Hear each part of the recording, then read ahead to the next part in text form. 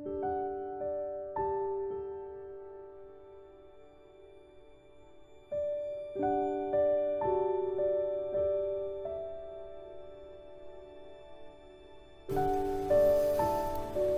welcome to a year of eternal love. A Course in Miracles, Workbook for Students, Lesson 134. Let me perceive forgiveness as it is. Let us review the meaning of forgive, for it is apt to be distorted and to be perceived as something that entails an unfair sacrifice of righteous wrath, a gift unjustified and undeserved, and a complete denial of the truth. In such a view, forgiveness must be seen as mere eccentric folly, and this course appeared to rest salvation on a whim. This twisted view of what forgiveness means is easily corrected when you can accept the fact that pardon is not asked for what is true. It must be limited to what is false. It is irrelevant to everything except illusions. Truth is God's creation, and to pardon that is meaningless. All truth belongs to Him, reflects His laws, and radiates His love. Does this need pardon? How can you forgive the sinless and the eternally benign? The major difficulty that you find in genuine forgiveness on your part is that you still believe you must forgive the truth and not illusions. You conceive of pardon as a vain attempt to look past what is there, to overlook the truth, in an unfounded effort to deceive yourself by making an illusion true. This twisted viewpoint but reflects the hold that the idea of sin retains as yet upon your mind as you regard yourself. Because you think your sins are real, you look on pardon as deception. For it is impossible to think of sin as true and not believe in forgiveness as a lie. Thus is forgiveness really but a sin, like all the rest. It says the truth is false and smiles on the corrupt as if they were as blameless as the grass, as white as snow. It is delusional in what it thinks it can accomplish. It would see as right the plainly wrong, the loathsome as the good. Pardon is no escape in such a view. It merely is a further sign that sin is unforgivable. At best, to be concealed, denied, or called another name, for pardon is a treachery to truth. Guilt cannot be forgiven. If you sin, your guilt is everlasting. Thus, who are forgiven from their view their sins are real are pitifully mocked and twice condemned. First, by themselves for what they think they did, and once again by those who pardon them. It is sin's unreality that makes forgiveness natural and wholly sane, a deep relief to those who offer it. a quiet blessing where it is received. It does not countenance illusions, but collects them lightly with a little laugh and gently lays them at the feet of truth. And there they disappear entirely. Forgiveness is the only thing that stands for truth in the illusions of the world. It sees their nothingness and looks straight through the 1,000 forms in which they may appear. It looks on lies, but it is not deceived. It does not heed the self-accusing shrieks of sinners mad with guilt. It looks on them with quiet eyes and merely says to them, "My brother, what you think is not the truth." The strength of pardon is its honesty, which is so uncorrupted that it sees illusions as illusions, not as truth. It is because of this that it becomes the undeceiver in the face of lies, the great restorer of the simple truth. By its ability to overlook what is not there, it opens up the way to truth, which has been blocked by dreams of guilt. Now, are you free to follow in the way your true forgiveness opens up to you? For if one brother has received this gift of you, the door is open for yourself. There is a very simple way to find the door to true forgiveness and perceive it open wide in welcome. When you feel that you are tempted to accuse someone of sin in any form, do not allow your mind to dwell on what you think he did, for that is self-deception.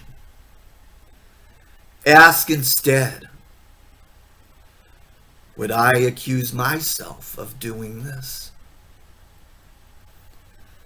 Thus will you see alternatives for choice in terms that render choosing meaningful, and keep your mind as free of guilt and pain as God himself intended it to be, and as it is in the truth.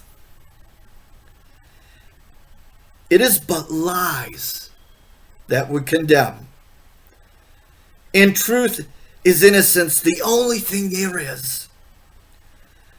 Forgiveness stands between illusions and the truth, between the world you see and that which lies beyond, between the hell of guilt and heaven's gate.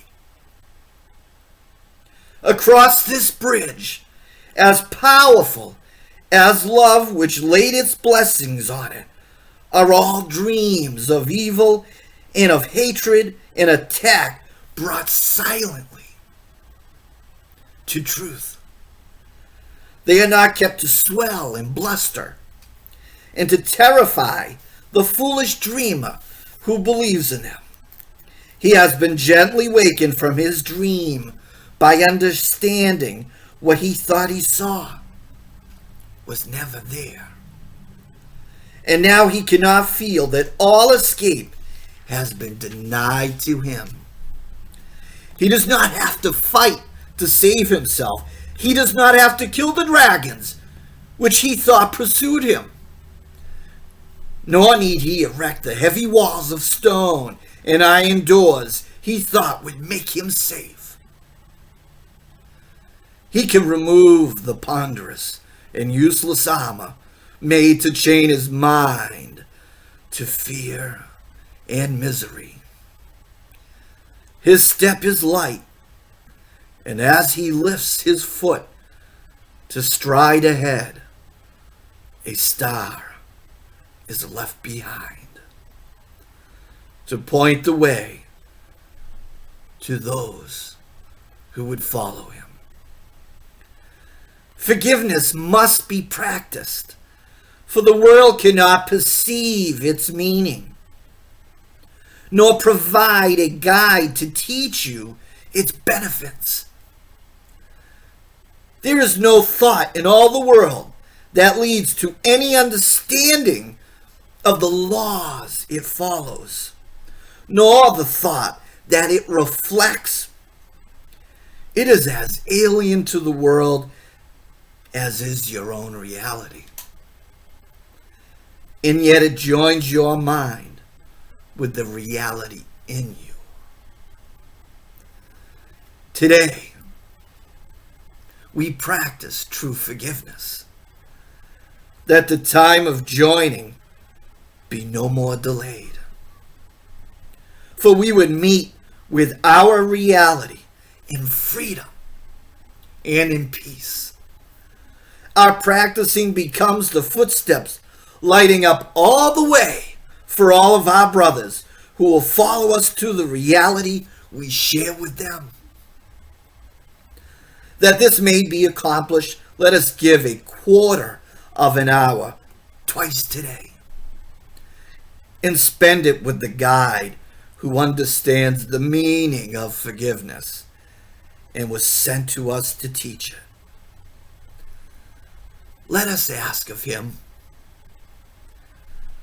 let me perceive forgiveness as it is. Then choose one brother as he will direct, and catalog his sins as one by one they cross your mind. Be certain not to dwell on any of them, but realize that you are using his offenses but to save the world from all ideas of sin. Briefly consider all the evil things you thought of him. And each time, ask yourself, would I condemn myself for doing this? Let him be freed from all the thoughts you had of sin in him. And now you are prepared for freedom. If you have been practicing thus far in willingness and honesty, you will begin to sense a lifting up, a lightening of weight across your chest, a deep and certain feeling of relief. The time remaining should be given to experiencing the escape from all the heavy chains you sought to lay upon your brother, but were laid upon yourself.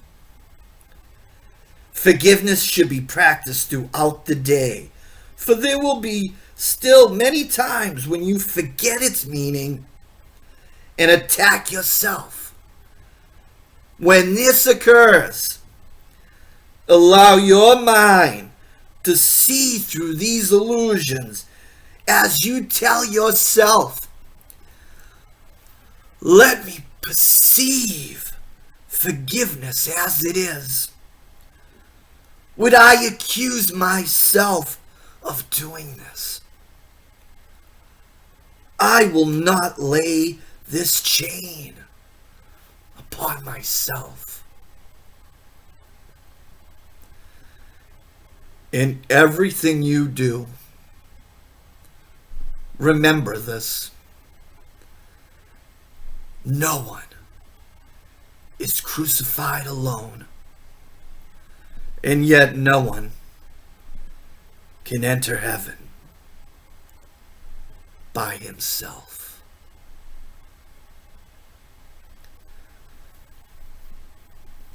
And for these insights, we have come to remember what the true definition of salvation is. We are coming to remember and to define what forgiveness is.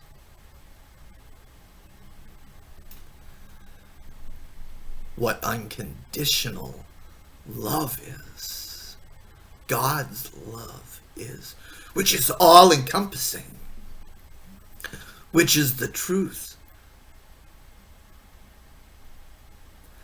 God, source, the universe, this is divine intelligence that is in everything and everywhere at all times,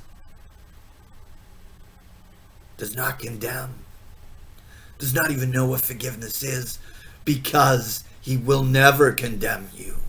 You are never condemned. It is in our mind that we think the sin is real, and why we must learn the learning device of what forgiveness is. We will find our freedom. We will remove the blocks to love. We will remove the blocks to our oneness. Practice this today. There will be a time something trips you up, and you will believe in those illusions of fear and use these statements to remind yourself. Let me perceive what forgiveness as it is, and would I accuse myself of doing this? I will not lay this chain upon myself. Let the heaviness go. Let this guilt go. This dream of guilt. Let it all go. We are not the jailer. Let us not attack ourselves and our brothers and our sisters no more. I want to thank you for joining with me today. This is a year of eternal love. I love you. And I hope you'll join me for tomorrow's lesson.